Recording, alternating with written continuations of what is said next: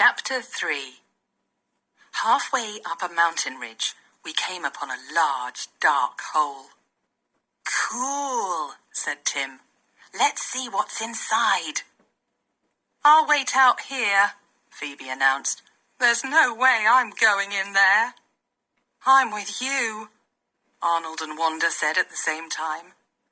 "Come on, you guys," said Keisha. "We have our flashlights, and we'll be together. There's nothing to be afraid of." "Except man-eating bats," Phoebe said. "Yeah," Arnold told Keisha. "Why don't you go in and then tell us about it, if you come back alive?" Ms. Frizzle put on a hard hat with a headlamp on it. "Follow me and stay quiet," she said.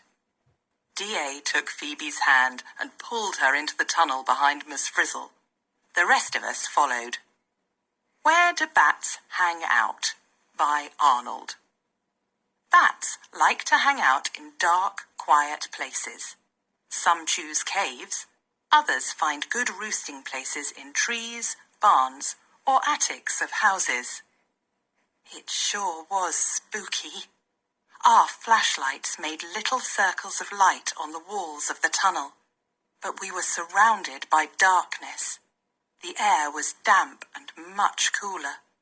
I felt goosebumps popping out all over my arms and legs. The tunnel opened up, and we found ourselves deep in the cave. "Yuck," Carlos said. "What's this stuff we're stepping in?" "That's bat guano," D.A. said. "Good thing we have these boots." "You can say that again," Carlos said. What is bat guano? By Carlos. Bat guano is another name for bat poop. Bat guano can be used to make fertilizer for plants. Bat guano is rich in nitrogen, a chemical that helps plants grow. "Ah, this looks like the bat sleeping quarters," Miss Frizzle said. She looked up, and the headlight on her hard hat lit the ceiling. It was covered with bats, hundreds of them hanging upside down. "Uh-oh," Miss Frizzle said. "Those are grey bats up there, an endangered species, and some of them are only half-grown pups. This must be a nursery colony. We have to get out of here."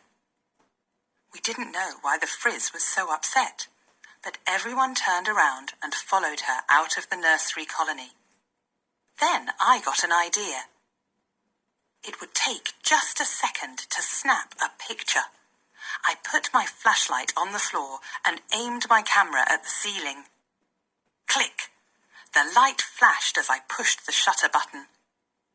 Some of the bats started flapping their wings. The flash must have woken them up. I turned around and ran. But I had left my flashlight in the cave. I couldn't see a thing. I took a few steps and bumped right into a wall. I didn't know which way to turn, so I did the only thing I could think of. "Help! Help!" I yelled. "Help! Help!" The cave echoed back. No one came. I was alone in a cave full of bats.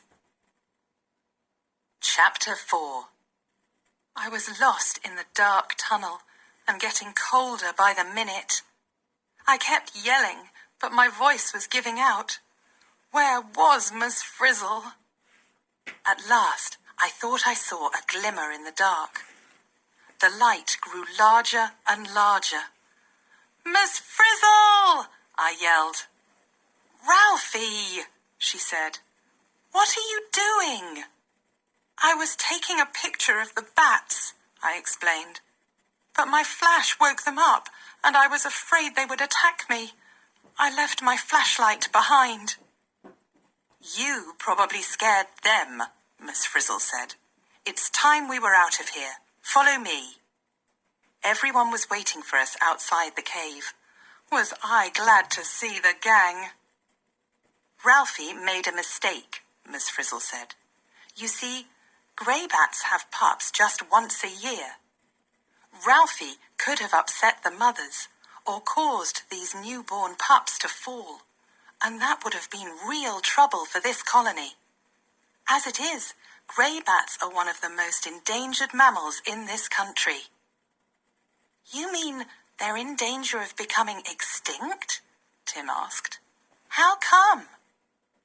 Grey bats need caves to live in, Tim, Ms. Frizzle said. But lots of caves are being destroyed these days. People want to use the land for other things, such as houses. Can't the bats just move to other caves, like this one? Wanda asked. Sooner or later they'll run out of caves, Ms. Frizzle explained. That's why scientists are trying to protect the caves now. In fact, most grey bat homes have a gate across the entrance and a sign warning people to keep out. It's against the law to go inside. She paused. How Bats Help by Tim. Bats are important to us because they eat tons of insects that are harmful to animals, crops, and people. Some even pollinate flowers as they feed, helping new plants to grow. She said. I'm surprised this cave is still open. I'll have to report it to the Fish and Wildlife Service. Now I felt bad. I didn't mean to harm the bats. I just wanted to get a couple of good pictures for my album, I told Miss Frizzle. A bunch of sleeping grey bats isn't a very exciting picture, Arnold said. You need to get a shot of a fierce flying bat with its mouth open so you can see its sharp teeth. That would be something else. It's perfectly natural for bats to fly with their mouths open, Miss Frizzle pointed out. They're not being fierce at all. They're just using echolocation to see you. Most bats send out their sonar signals through their mouths. I didn't know that, Phoebe said. But I've seen photos of bats in books, and lots of them are snarling. You'd snarl too if someone trapped you and held you down to take your picture. The bat is just scared and trying to defend itself, Miss Frizzle said. Yeah, D.A. added. Like my kitten Teddy, when another cat comes around. He folds his ears back and shows his teeth and spits. He looks so fierce, but he doesn't usually look that way. From the desk of Ms. Frizzle. Sound signals. Some kinds of bats send out sonar signals through their noses instead of their mouths. Most flying foxes don't use sonar to hunt for food. They use their eyes and noses.